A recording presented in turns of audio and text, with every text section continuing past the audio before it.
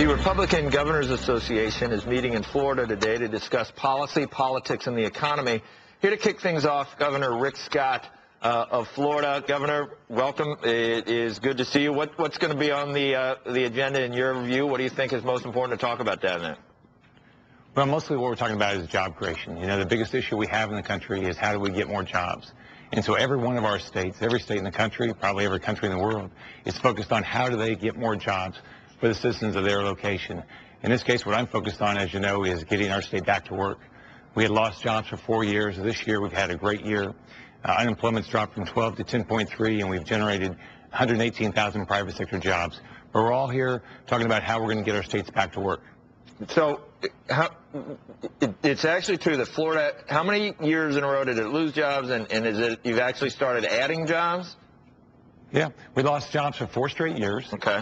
When I came into office January 4th, unemployment was at 12%, and now we're down for October, we're down to 10.3. We're still above the national average. So the positive is we've turned the corner, and we're bucking the national trend. You know, the national trend has been flat for the year, and we've generated 118,000 private sector jobs. So, I mean, what I do every day is I'm doing just like I did in business. You know, my background, this is the first time I've been a governor, first time I've ever run for office, is just call on companies, both Florida companies and companies around the world, and say, look, we want you to do business here. We have no personal income tax.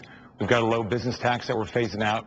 I'm accelerating the permitting process for business, reducing over 1,000 regulations that kill jobs, making sure we expand our ports. As you know, we've got a big opportunity here with the expansion of the Panama Canal, the expansion of the economies of Central and South America.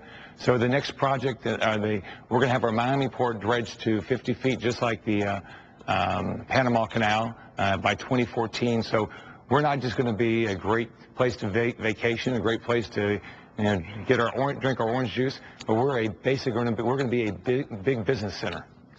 Governor, some interesting things happening, not in New Jersey. Well, there's interesting things happening here too, but over in New York, everywhere.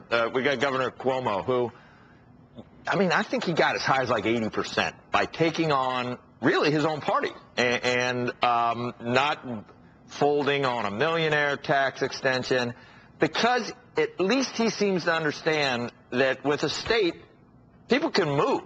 And I don't know now. I think he's waffling a little on I don't know. I'm reading today that maybe he's going to look at some other ways of raising taxes because he's got a big budget shortfall. But you make the point, and I want you to tell me if it's really true or whether you're just saying it. You see people coming down to Florida from Connecticut because they just look around and say, I'm out of here. I don't need this. I don't need these taxes. Tell me some anecdotes. Well, you know, basically, if you look at when I came into office, we didn't have big corporate moves down here. But just this year, Boeing's adding 550 jobs at Kennedy Space Center. Well, we'll see about that. We got to see if the NLRB, they're going to look into that probably. No, that's a different state. That's South Carolina. Time Warner's adding 500 jobs down in Tampa. We've got a company coming out of New York City, IRX, adding 280 jobs. We've got, in contrast to the past, we weren't thought of as a place where, you know, people did big corporate moves. But not only do I want all the businesses in Florida to do well, I want everybody to think about this as the place to do business. If you just think about it as you as a consumer, you don't say, I'm willing to pay more for a product because the company is located in a high tax state or a state where it costs more to get permits or regulation and more litigation risk. So what I've got to do, and I think all the states that are going to grow are going to do, is we're going to say, we want to make sure that businesses in our state do better than anybody else. Now, some businesses are much easier, like the hedge fund business. It's a lot easier for them to move because there's just a few people, and they can leave, you know, New York, Greenwich, New Jersey, and come down to Palm Beach, Naples. The weather's great, no personal income tax. That's a significant impact, right? Or advantage. Well, the weather is, yeah. I mean, you do have some. And the weather's nice. Yeah, it is, and there's something. Right. Now, I was going to ask the governor. You know, I always call everybody. I call everybody and let them know. I say in the winter, I say, gosh, hold on, I got to turn on my air conditioning so you can hear me. By the way, what's the weather up there? Oh, it's 5 below. That's too bad. Right. Governor, you know, when you talk about creating jobs and you talk about trying to stimulate the economy, one of the things that's interesting to me is that Florida, and you yourself, chose not to accept government money to build high-speed rail there. When you think about infrastructure and the jobs that would have created, can you talk about the balance there in terms of how you came to that decision? Yeah, here was my concern. The federal government offered us a little over $2 billion, but then we had to finish the project, and it was going to be, as you can look at California, their problem is, I think for the state now it's over $50 billion. But we were going to have to finish the project, and we were going to be responsible for the operating losses. Now, the citizens here, they said, look, we've got a big, I walked in with over almost a $4 billion budget deficit.